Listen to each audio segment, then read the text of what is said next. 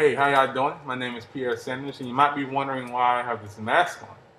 And why I have this mask on is to kind of illustrate what I'm talking about today. Today, I'm talking about what it means to love who you are. A lot of times, we have a hard time dealing with our true selves. We tend to be ashamed of who we are. We feel guilty for who we are. We're angry at ourselves. Deep inside, we wish we can be something different, something better. And every day we're being told that who we are isn't enough. That you're not whole until you have this thing, till you drive this car, till you have this money, till you obtain this job, till you get to the point where society has deemed that when you reach a certain level, you are now a human being. And so we spend all our lives trying to obtain these things. And in order to get to some of these places, we have to bury who we are. We have to put into the deep recesses of our very being and lock it away in a key.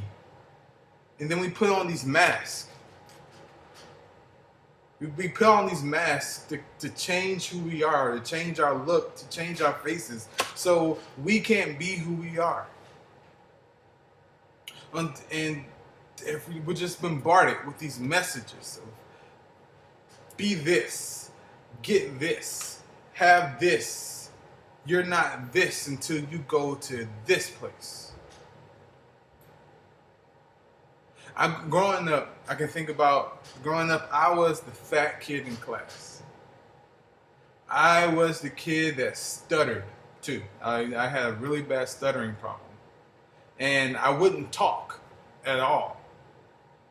And I got picked on a lot for these very reasons, that I was like the fat kid that stuttered. And I didn't have the newest Jordans. I wasn't really into Jordans. My brother was, but I wasn't really into Jordans. And I would get picked on for this. And this kind of went on through junior high, up through high school. I was the kid that kind of thought a little differently. I was honestly the kid that one time, the teacher said at a parent-teacher conference that we didn't even know he was in our classroom. Straight up. I was that quiet. I kind of judged the teacher, though, because how do you not know one of your students? And so I was very ashamed of who I was. And so the defense mechanism I used, the mask I used, was being shy or being quiet, because I figured if I hid in the back of the classroom where nobody could see me, if I was quiet enough, I would not get picked on. I would not get hurt that day. I would not be called. I would not be called the fat kid, the quiet kid, the weak kid, the kid that didn't know how to dress. For instance, my mom one day sent me to school wearing pink pants, and that was the worst day of school, and actually set my whole entire sixth grade year. It was a hard time for me, and so I started hiding who I was. And even if the teacher called my name, I would be quiet, because if I talked, it would come out like Porky the Pig, and all the kids would look at me and laugh at me, and so I just sat there, and I never showed who I was. And I continue this. I figure if I was quiet enough, then nobody would bother me, nobody would care. And I still do that to this day. I still deal with that. I still deal with the shame of being I still deal with my eating. I'm ashamed. I sometimes I overeat, and I feel really guilty about that. And so I eat more, and I get bigger and get more unhealthy. Or I'm scared that even when I do these talks, I'm going to stutter in the back of my mind, and all these things. And then I tend to try to hide. A lot of people Pierre, I don't know who you are, because I hide who I am. I don't want to be hurt. I don't want to be known as the kid that is weak anymore. I don't want to be known as the fat kid. Because the fat kid is weak. The fat kid is ugly. Nobody wants to be around the fat kid. And this is the weight that I carry still with me to this day. And if you think about it, you wear a mask. Every day you wake up in the morning, you take a shower, you brush your teeth, you put your clothes on, and then you choose what mask you're gonna wear today. Because you can't hide who you are. You have to be presentable.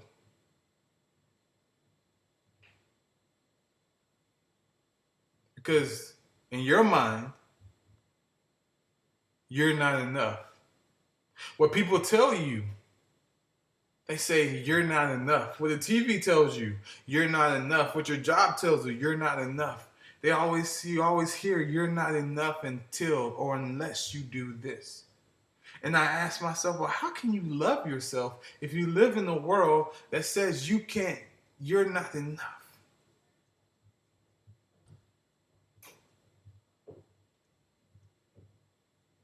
Every day I cope with that.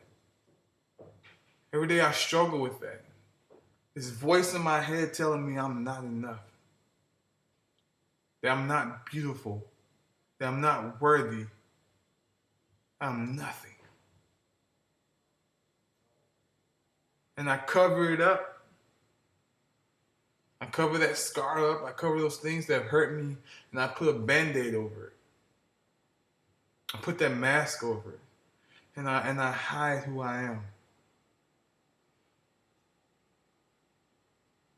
And it hurts. It hurts more than you know. If you're listening to this video right now, you know that pain. You know what that feels like, what that looks like when you think you're nothing.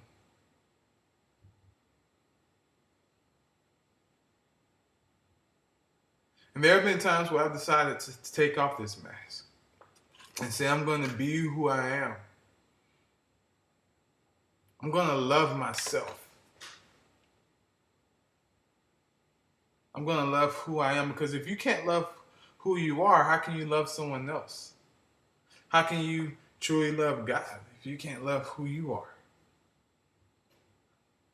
People have asked me, what is your faith? And are you Baptist or Christian? And I say my faith is pretty much built off these three things. Love the Lord your God with all your heart. Love thy neighbor as you would love yourself. Those three things. Love God, love your neighbor, love yourself. And a lot of people forget about that last one, loving yourself, caring about yourself. So I want you to think about, what does it mean to love myself? What does it mean to step behind, to let that mask go and fall in love with yourself? I honestly don't have an answer for you. I struggle with that every day. But I know I'm tired of being behind that mask. Until next time, keep your fork